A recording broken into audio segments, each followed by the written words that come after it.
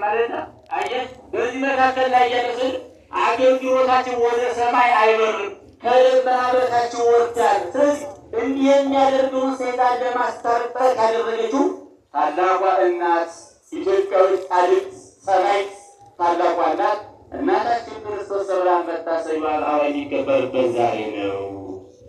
ሶስተኛው የተሰባሰብንበት የሁሉ እየተናገረ እኮ የመጣንበት ዋናውን አባታችንን የቄራችን ጌታ የበረከታችን ባለቤት ተውለብን እንደምትሆን ተስፋ አደርጋለሁ።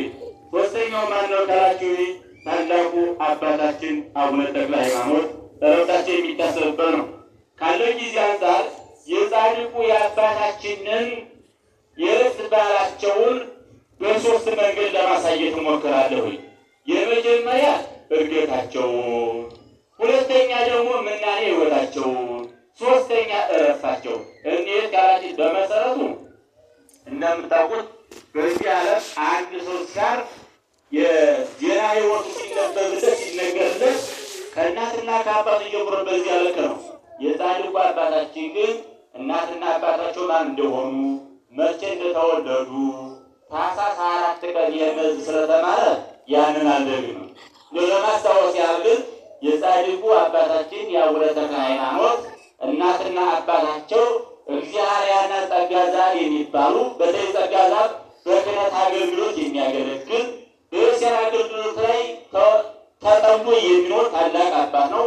ከብዙ ውጣ ውረድ በኋላ ታላቁ አባታችንን ታኅሳስ 24 ቀን ወለደ። እሱ መልአክ ነው፣ መልአኩን ወለደ። ታላቁ መልአኩን ወለደ። በውስጥ መልአክ ይወልዳል አይወልድም? ይወልዳል አይወልድም? ይወልዳል። ካህናት ሻሽ ጠምጥሞ ካባ ለብሰው ነጠላ ለብሰው ብታያቸው ሰው ካህን ሲያዩ ሰው ይመስላል፣ ግን ምነው መልአክ ነው። ውሃን ጸበልን ሲያዩት ምን ይመስላል? ንገረኝ እንጂ ውሃ ግን ውሃ ነው። አሁን እዚህ ያሉ ሊቃውንት ሰው ይመስላሉ፣ ግን ሰው ናቸው? ምንድን ናቸው? መልአክ ናቸው። እንዴት ካላችሁ ከማታ ጀምሮ እስኪያስቡት ዋዜማ ቆመው ማህሌት ቆመው ቅዳሴ አስቀድሰው ሳይቀመጡ ከዚህ ደግሞ እንደናንተ አብረው እንደዚህ ሲያዳምጡ የመላክነት ባህሪ ነው የሰውነት ባህሪ እንዴ? እናንተና እኔ እኮ እንተዋወቃለን። አንድ አፍታ እንኳን መጥቶ ለማስቀደስ አልቻለም ብሎ ቁጭ ብለን ከምናወራ ደግሞ ለምን አባቶቻችን መልአክ ስለሆኑ ወደ መላክነት ስለተቀየሩ የመላእክትን ምስጋና እያመሰገኑ መልአክ ይባላሉ። ታዲያ ምን አለ? መልአኩ ጸጋ ዘአብ መልአኩ ተክለ ሃይማኖት ወለደው። አየህ፣ ሰው በንጽህና በቅድስና ሲበቃ መልአክ ይሆናል። በክፋት በምቀኝነት በቂም በቀል በስርቆት ሲከፋ ደግሞ ሰይጣን ይሆናል። እንዲያው አለ ሰይጣን በታችሁ ወደ መሰረቱ አባቶቻችን በዚያ ልክ የበቁ ናቸው። በዚያ ልክ ያለው ቃል እግዚአብሔር ተምረው ቃል እግዚአብሔር እያገለገሉ የሚኖሩ ጸጋ ዘአብ መልአኩ ጸጋ ዘአብ መልአኩ ተክለ ሃይማኖትን የወለደበት ከዚያ በኋላ ይወልዳችሁ መጻሕፍትን እየተማረ አደገ። ሰው ማደግ ያለበት በሆኑ ብቻ አይደለም፣ በአእምሮ ማደግ አለበት። አሁን ዛሬ አገራችን ቤተክርስቲያናችን እየተበጠበጠች ያለችው በማን ነው ካላችሁ በአእምሯቸው ሳይሆን በሆዳቸው ባደጉ ሰዎች ነው። ሰው ደግሞ የሚኖረው በአእምሮ እንጂ በሆዱ አይደለም። ለዚህ ነው ታዲያ ሀገሬ ሰው ይላል መስላችሁ ሆዴ ምንድን ነው አእምሮዬን አስፋልኝ። ለምን ሰው የሚኖረው በአእምሮ ስለሆነ ዛሬ ግን አእምሮ ጠቦ ሆዱ የሰፋ ትውልድ። ለምን ሰው ይወላችሁ የሚገርማችሁ የሰው ሁለት ምግብ አለው። አእምሮ ምግብ አለው፣ በሆድ በኩል ደግሞ የሚገባ ምግብ አለው። በሆድ የሚገባው ምግብ በአእምሮ የሚገባው በልቦና ንገሩኝ። በአእምሮ የሚገባው በአእምሮ የሚገባው ምግብ ደግሞ በአእምሮ የሚመገበው ምግብ የሚገባው በየት በኩል ነው? በጆሮ። አሁን በጆሮ የሚገባው ምግብ ከበዛ የሚበዛው የሚሰፋው አእምሮ ነው ወይስ ሆድ ነው? ንገሩኝ። አእምሮ። በአንደበታችን የሚገባው አፍር ከበዛ የሚሰፋው አእምሮ ነው ወይስ ሆድ ነው? አያችሁ፣ አሁን ዛሬ ነው ማንኛው ምግብ ነው የበዛው ወይስ ማንኛው የሰፋው? ካል ደግሞ ከዲናላ ተደሰ እንዴት ካላችሁ አእምሮ ጠቦ ሆዱ በሰፋ ትውልድ እንኖራለን። ሰው ደግሞ የሚኖረው ደግሞ በአእምሮ ነው። ሰው ማሰብ የሚችለው ማስተዋል የሚችለው በዚያ ልክ ነው። ስለዚህ መጻሕፍተ ብሉያትን መጻሕፍተ ሐዲሳትን እየተማሩ ጻድቁ አባታችን አደጉ። ድቁናን ተቀበሉ። በዚህ መካከል ላይ አጠቃላይ እድገታቸው በንጽህና በቅድስና ነው። እንዴት ካላችሁ ልጆች ማደግ ያለባቸው በአካል ብቻ አይደለም፣ በመንፈሳዊ በእውቀት በሕይወት ማደግ አለባቸው። አሁን ይቅርታ አድርጉልኝ እንጂ የአሁኑ ልጅ ምንድን ነው ካላችሁኝ እንደው ትልቅ ሰውነቱ ገዝፎ የፊዚካል ማነቱ በጣም ትልቅ ሆኖ በእውቀት ደረጃ ደግሞ ዜሮ ያ ታዲያ ይሄን ሰው ፈተና ሊመጣበት መከራ ሊመጣበት መቋቋም አይችልም። የአሁኑ ትውልድ ምንድን ነው ካላችሁኝ ልክ እንደ ዱባ ታውቃላችሁ? ልክ እንደ በሉ ውፍር ብሎ ክፍት ሲለባል ለምን ዱባ ነዋ። ለምን ያሳደጋችሁት ዱባ ሆኖ እንዲያድግ እንጂ ሰው ሆኖ እንዲያድግ አይደለም። ብዙ ሰዎች ልጆቻቸውን በዚያ መከራ ይቃጡ አይ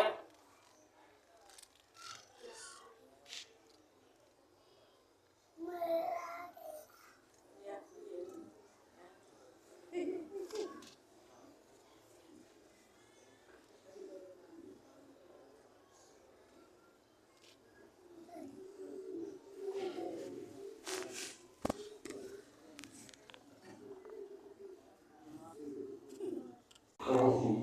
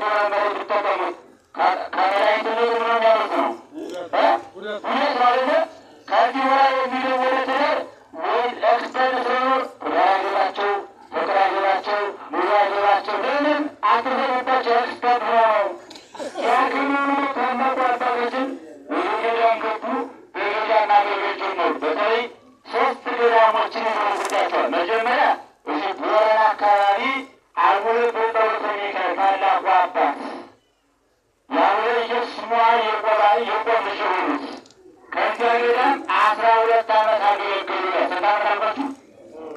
ስንት ዓመት? 12 ዓመት በአቡነ በጸሎተ ሚካኤል ገዳም አገለገሉ። አቡነ በጸሎተ ሚካኤል ማለት በሐይቅ ገዳም የተሰራ አፈር እንደገና አካል እንዲገዛ ያደረጉ ታላቅ አባት ናቸው። ከዚህ ካገለገሉ በኋላ ደግሞ ወደ ሐይቅ ገዳም መጥተው በገዳሙ 7 ዓመት ተጋድለዋል። ስታውቋችሁ 7 ዓመት በዚያ በገዳሙ እንደውም የሚገርማችሁ ሐይቅ ገዳም ሁላችሁ እንደምታውቁት ዙሪያው በባህር የተከበበ ነው። እኔ ዋና አልችልም፣ መርከብ የለኝ፣ በምን እሻገራለሁ ሲሉ መልአኩ ቅዱስ ሚካኤል ባህሩን ባረከላቸው። የስሙላቸው ልክ እንደዚህ እየረገጡ ወደ ባህሩ ገባ።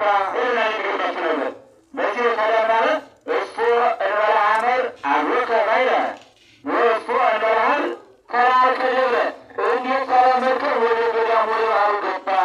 ከዚያ ደግሞ ሐይቅ ገዳም 7 ዓመት ካገለገሉ በኋላ ወደ ደብረ ዳሞ በገንዘብ የሚወጣበት ወደዚያ ደግሞ እንደ ከዚህ ማነው የሚያስወጣው ብሎ ሲያስቡ የሚገርማችሁ መልአኩ ቅዱስ ሚካኤል መጣ፣ ባረከላቸው። ከዚያ በኋላ ያለንን ምንነት ከላይ ከገዳሙ ላይ ወጡ። ወዲያው ወእሱ እንበለ ሐመር ተራርከ ደብረ እንዴት ሳለ ገዳም ቢያረግ ይገኙ ወደ ደብረ ዳሞ ወጣ ያላቸው ከአቡነ በጸሎተ ሚካኤል 12 ዓመት ሐይቅ ገዳም 7 ዓመት ስንት ሆነ? ንገሩኝ እንጂ 19 ደብረ ዳሞ 7 ዓመት ስንት ሆነ? 26 ዓመት በበርካታ ገዳማት እየተንቀሳቀሱ ከዚህ ኢየሩሳሌም ሄዱ።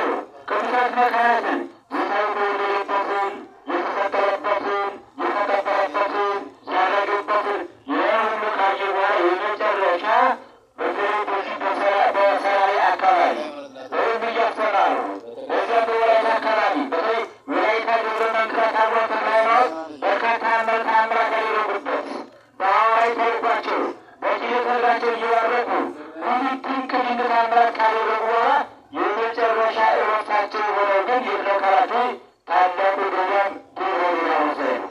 ደብረ ሊባኖስ አስቦ የሚባል ሄዳችሁ የምታውቁ ካላችሁ ከላይ ከጥጉ ላይ ከዚያ ሳይወጡ አቅሮጋ አዲሰው በዚያ ቦታ ላይ 29 ዓመት ጦር በቀኝና በግራቸው ተክለው እየጸለዩ ከመቆማቸው የተነሳ አንድ እግራቸው እንኳን ቢሰበርባቸው አምላካችን መድኃኒታችን ኢየሱስ ክርስቶስ 6 ክንፍ የሰጣቸው ታላቅ ሐዋርያ። ለምን ከተባለ እግዚአብሔር አንድ ነገር ስናጣ ብዙ ነገር የመስጠት ልማዱ ስለሆነ ታላቁ አባታችን አቡነ ተክለ ሃይማኖት 6 ክንፍ ያገኙት አንድ እግር አጥተው ነው። እኛ ጥቂት ያገለገልነው ብዙ በረከት እናገኛለን፣ ብዙ ጸጋ እናገኛለን፣ ብዙ ተሰጥኦ እናገኛለን። ቀዳሜ ሰማዕት ርዕሰ ዲያቆናት ቅዱስ እስጢፋኖስ የሥላሴ ሕልውና የተገለጠበት ምስጢረ ሥላሴ የታየበት መቼ ነው ካላችሁ ድንጋይ እየተወገረበት ነው። ድንጋይ እየወረደበት ነው። የድንጋይ ማይወርዶች ላይ እየወረደበት ከዚህ በኋላ የሥላሴ ምስጢር አኗኗር አይቶ አንከረ ወተፋጤ በሬተ መንፈስ ቅዱስ መንፈስ ቅዱስ በሱ ላይ በመውረዱ እጅግ ተደነቀ ይለናል። ለምን ክርስትና አምላካችን እግዚአብሔር የሚረዳን በረከት የሚያሳድረን ከመከራ ስንርቅ ሳይሆን ከመከራ ስንገባ ነው። በመከራ ስንፈተን በመከራ ስናልፍ ነው። በምን ካላችሁ በመቄርቆስ ላይ እየወጣ መልአኩ ቅዱስ ገብርኤል የተላከላቸው ከእሳቱ ቢገቡ እንጂ ከእሳቱ ባይገቡ አይመጣላቸው ነበረ። ለአናንያ ለአዛርያ ለሚሳኤል መልአኩ ቅዱስ ገብርኤል የመጣላቸው ከመከራው ሲገቡ ነው እንጂ ከመከራው ባይገቡ በመከራው ባይፈተኑ ይህ ታላቅ መልአክ አይመጣላቸው ነበር። በእውነቱ በመከራው እንድንመከሩበት አምላካችን ይቀርብ። አያችሁ እሳት የማይፈሩት እነ ቂርቆስ እነ ኢየሉጣ እነ አናንያ እነ አዛርያ እነ ሚሳኤል እሳት ሳይፈሩ ከእሳቱ ቢገቡ እሳት የማይፈራ መልአክ አዘዘላቸው። አይገርማችሁም? እሺ ፈርዖ ሕፃን ለውእቱም ወያደርገሰ ነበልባል ያደጉ ሕፃኑ ነገር አልፈራም። ለምን ከተባለ ክርስትና በፈተና የምናልፍበት ጉዳይ ስለሆነ ታላቁ አባታችንም በዚያ በቀኝ በግራ ጦር አድርገው እንዳይተኙ እንዳያ ሳያንቀላፉ የጸለዩ ለሀገራችን ለኢትዮጵያ ታላቅ ሐዋርያ፣ ታላቅ አባት፣ ታላቅ ጻድቅ እንደውም የሚገርማችሁ ሐይቅ ገዳም ላይ እያሉ ህዳር 24 ቀን ከ24ቱ ካህናተ ሰማይ ጋር መንበረ ጸባዖትን ያጣው ታላቅ ሐዋርያ የሆናችሁ ምዕመናን ይህን አባት ክብርና ክብር መጣው። በእውነት የዚህ አባት ልጆች በመሆናችሁ ደስ ይበላችሁ።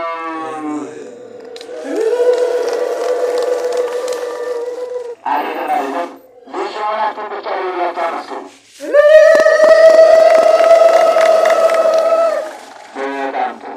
ይህን አባት ናቸው። በዚህ ምክር ያለፉ ተአምራታቸው፣ ብዙ መፈወሳቸው፣ ሙት ማስነሳታቸው ያደረጉት ተአምራት እውነት ለመናገር በዚህ ሰዓት እኔ አንደበት ተነግሮ ተዘርዝሮ አያልቅም። እያንዳንዳቸው እንኳን በመጽሐፈ ገድላቸው የተጻፈ የተዘረዘሩትን አሁን እኛ በግል ሕይወታችን ላይ ጻድቁ ያደረጉትን ተአምር ብንዘረዝር ያልቀን አያልቅም። ይህን አባት ይህ ታላቅ የበረከት የጸሎት አባት ታላቁ አባታችን ከዚህ በኋላ በ99 ዓመታቸው አይገርማችሁም?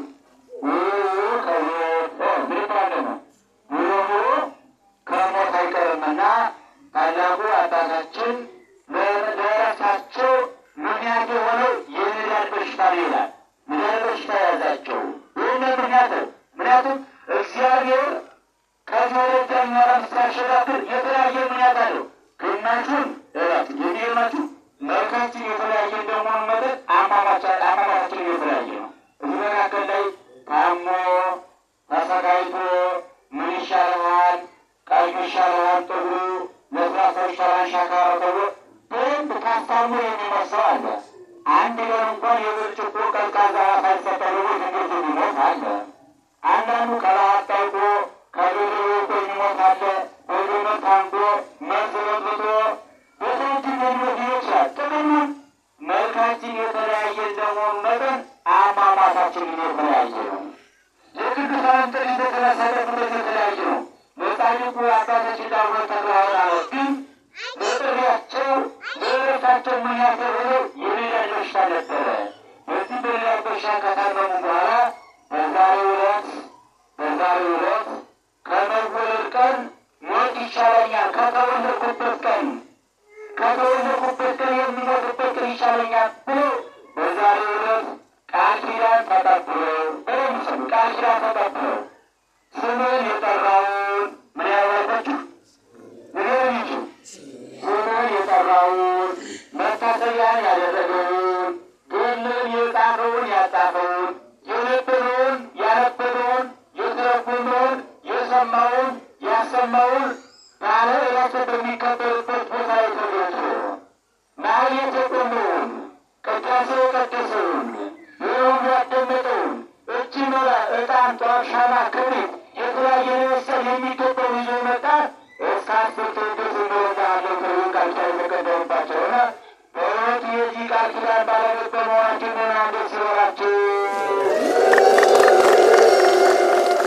ለምን ካላችሁ ዛሬ የመጣነው የጻድቁን በረከት የጻድቁን ቃል ኪዳን ተስፋ አድርገን ነው። ከሩቅም ከቅርብም የመጣ ነው። ጥቂት ትንሽ ነገር ፈርተን የጻድቁን ብዙ በረከት በማግኘት ሆነ። በእውነቱ ጻድቁ አባታችን ከበረከታቸው ያሳትም።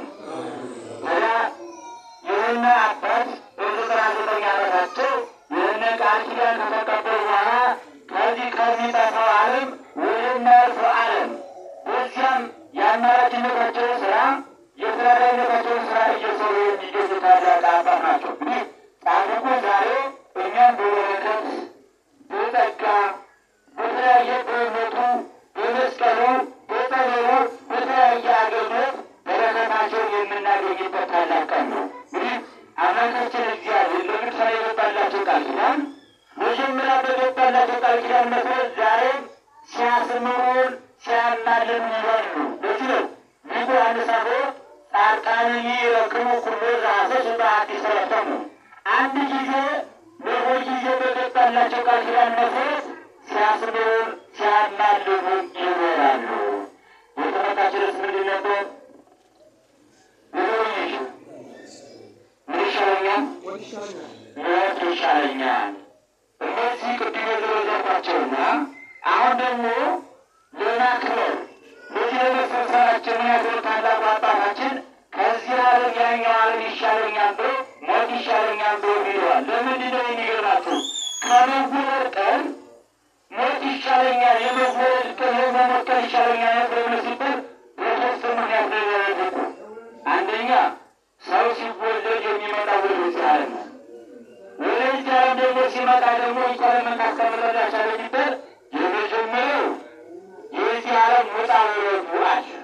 ሰው ሰው የሚያጋጥሙ መጀመሪያ የሚገናኘው እያለቀሰ ልጁ እልላን ቤተሰብ እልላን ልጅ እያለቀሰ ቤተሰብ እልያ ይገላገላል። በዚህ ዓለም ሲወጣ ሲሆን ውጣና ውረዱ የሚያደርገው በዚህ ዓለም። በዚያኛው ዓለም ግን በዚህ ዓለም ውጣ ውረድ የለም። በዚህ ዓለም ውድነት አለ። የተማረ ያልተማረ ባለስልጣን ተራዝጌታ በዚህ ሀገር ሁሉ ማንበው የሚወድበት ነው። ስል ከዚህ ዓለም ያኛው ዓለም ይሻላል አይሻልም? ይሻላል አይሻልም? ስለዚህ ወደዚያኛው ዓለም ለመሄድ ከመኖር መኖር ይሻለናል፣ መሞት ይሻላል። ስለዚህ አንደኛው የዓለም ውጣ ውረድ ስለሚያስከትል፣ ሁለተኛው ምንድን ነው ካላችሁ ኃጢአትን ያስከትላል እናያለን። በመወለዳችን ሰው በማሰብም በመናገርም በማድረግም ኃጢአት ያስከትላል። ኃጢአት ደግሞ እግዚአብሔርን ማጣት ነው። እግዚአብሔር ማጣት ማለት ትልቁ ማጣት በዚህ ዓለም እግዚአብሔር ማጣት ነው። ሰው ጤና አጥቶ፣ ስራ አጥቶ፣ ትዳር አጥቶ፣ ገንዘብ አጥቶ መኖር ይችላል አይችልም? ይችላል አይችልም? ይችላል። እግዚአብሔርን አጥቶ ግን መኖር አይችልም። እግዚአብሔርን የሚያሳጣ ማነው ካላችሁ ኃጢአት ነው። አርመኝነቱ፣ ዘረኝነቱ፣ ዝሙቱ፣ ፉቀቱ፣ ስቆቱ፣ ጣዖት ማምለኩ እነዚህ አጠቃላይ እግዚአብሔርን የምናጣባቸው መንገዶች ናቸው። በእውነቱ እግዚአብሔር እንዳናጣ አምላካችን ይቀርብልን። ከኃጢአት ከሚሰራበት ዓለም አለ እግዚአብሔርን ከሚያሳጣው ዓለም እግዚአብሔርን የምናገኝበት ዓለም ያኛው ዓለም ይሻላል። ስለዚህ አለ ያኛው ዓለም የሚቀረበው በመሞት ነው። ስለዚህ ከመወለድ ማን ይሻላል? ማን ይሻላል? መሞት ይሻላል። ሶስተኛውና የመጨረሻው ይሻላል የተባለበት ምንድን ነው ካላችሁኝ፣ በመወለዳችን ሞትን ያስከትልብናል። በዚህ ዓለማችን ሞት ይኖርብናል። በሞት እንሄዳለን። በዚያኛው ዓለም ግን ስጋዊ ሞት የለም። ወይም ደግሞ አንድ ጊዜ ከገቡ በኋላ መውጣት የለም። ካገኙ በኋላ ማጣት የሚባል ነገር የለም። ይህን በማሰቡ ታዲያ ሊቁ ምን አለ? ታላቁ ነቢይ ምን አለ? ከመወለድ ቀን የመሞት ቀን ይሻላል። ስለዚህ ሞት ይሻለኛል። በዚህ ዓለም ውጣ ውረድ ነው። ኃጢአት ከሚሰራበት፣ ጣዖት ከሚመለክበት፣ ውጣ ውረድ ከበዛበት ከዚህ ዓለም ይህ ሁሉ መከራ ከሌለበት በዚያ ሊኖር ይሻለኛል አለ። ታዲያ በዚህ ዓለም መኖርና ማናት ከተባለ መንግሥተ ሰማያት ናት። መንግሥተ ሰማያት ለመግባት ምን ይደረጋል? ወይም ደግሞ መንግሥተ ሰማያት የምትባለው ቤት ለመግዛት ስንት ገንዘብ ይሆናል ካልከኝ አለ። እንደዚህ አለ ብዙ በዚህ ታየጣለ መንግሥተ እግዚአብሔር በስተጥራት መንግሥተ ሰማያትን አለ ኖን ከሞሰው በቆራሽ እንጀራ በቀዝቃዛ ውሃ ይገዛታል። ምናልባትም ይሆናል በምን ይገዛታል? ወዲያቱ የስንት ቤት ነው? ለስንት ቤት ይሆናል? ንግር የለበት 2 ሚሊዮን 3 ሚሊዮን ለዚያውም መራት የሚቆራረጥበት ያበስም ቀን የሚደርስበት ተከራ ብዙዎች ሙላ ወድ ያለበት መንግሥተ ሰማያት ይውላችሁ ምንም የሚቋረጥ ነገር የሌለበት በስንት ትገዛለች ካላችሁ በቆራሽ እንጀራና በቀዝቃዛ ውሃ። አይገርማችሁ? እዚህ በላ ያያየናቸው ዛሬ ያጡ ዘመን ጥላቸው ነገ ደግሞ በተስፋ በትርነት እንደኛ አብቶ የሚለው ለእነሱ ስለ አቡነ ተክለ ሃይማኖት ብለን ቀዝቃዛ ውሃ ብናጠጣ ቆራሽ እንጀራ ብናጎርስ መንግሥተ ሰማያትን እናገኛለን። በምን ከዚህ ዓለም ያኛው ይሻለናልና በሕይወቱ በሕይወታችን እግዚአብሔር ደስታ ሰጥቶን ከመኖር መሞት ይሻለኛል ብለን በዚህ ዓለም ካገኘን